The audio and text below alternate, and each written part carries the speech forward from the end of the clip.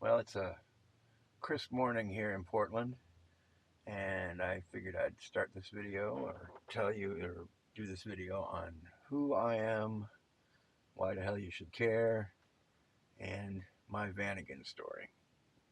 How I acquired this Vanagon I'm sitting in right now.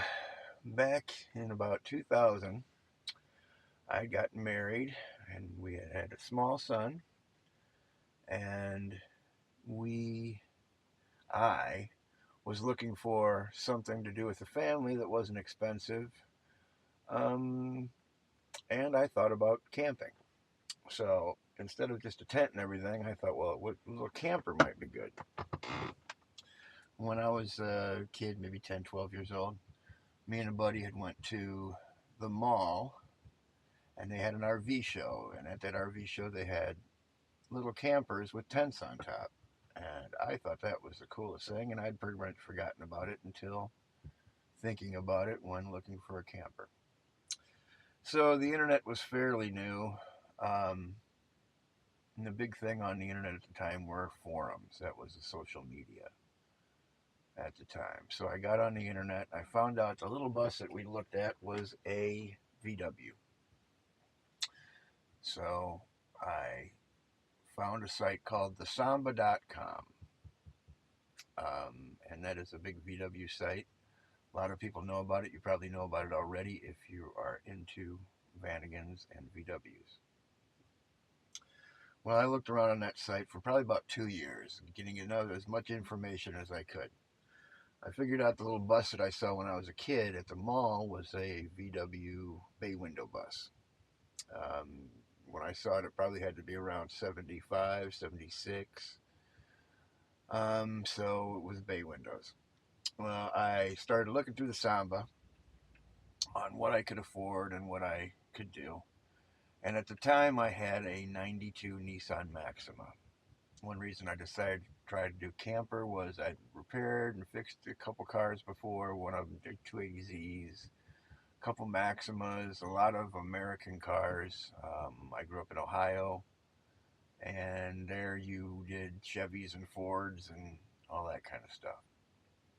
So I knew my way around a car pretty well. Didn't have a clue about air cools.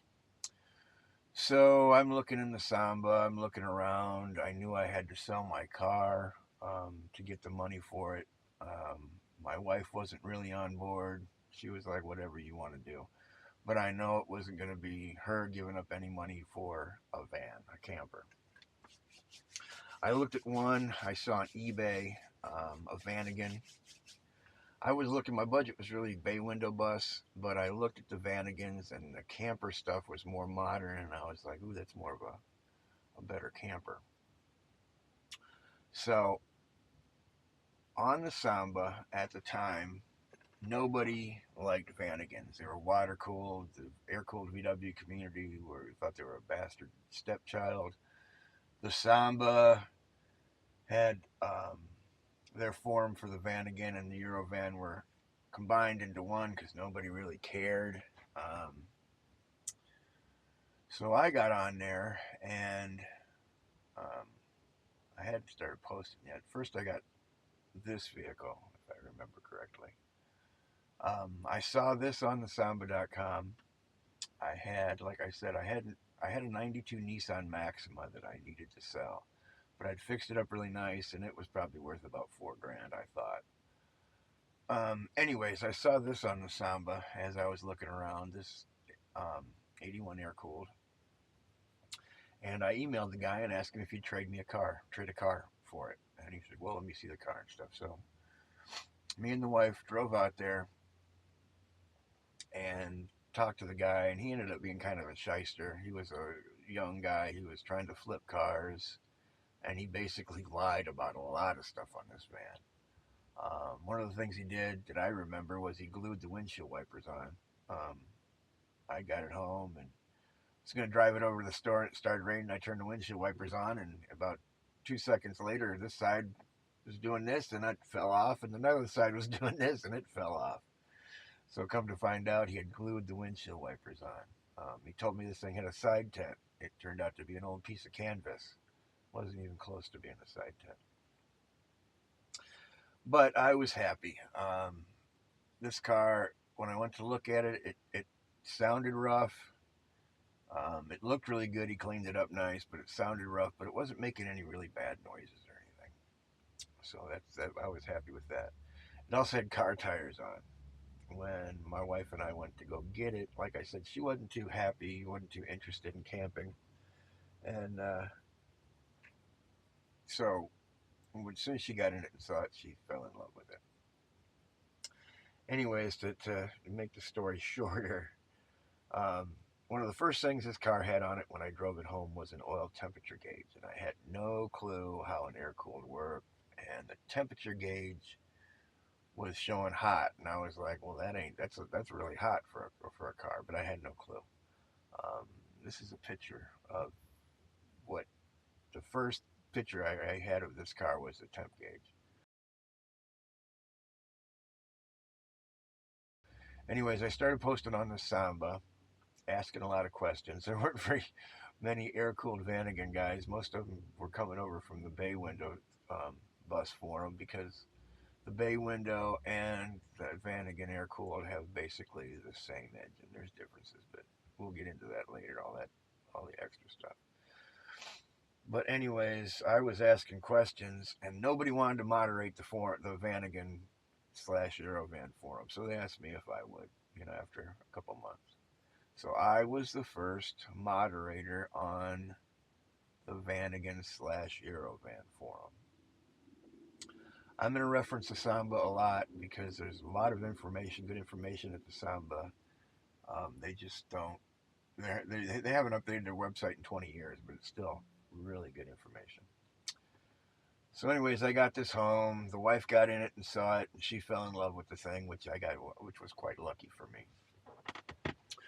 Got it home, did all the normal stuff. The next day, of course, we went to drive it, and the thing broke down. Got it towed home, and I decided that I was gonna, instead of messing around trying to, drive this thing, I was just gonna tear it apart and start working on it. Well, then we had another little thing happen where my wife had a '98 Honda Civic. She got hit outside of a high school by a little high school girl that ran right into the side of her door. And her dad had good insurance, and we had been paying off on the Civic.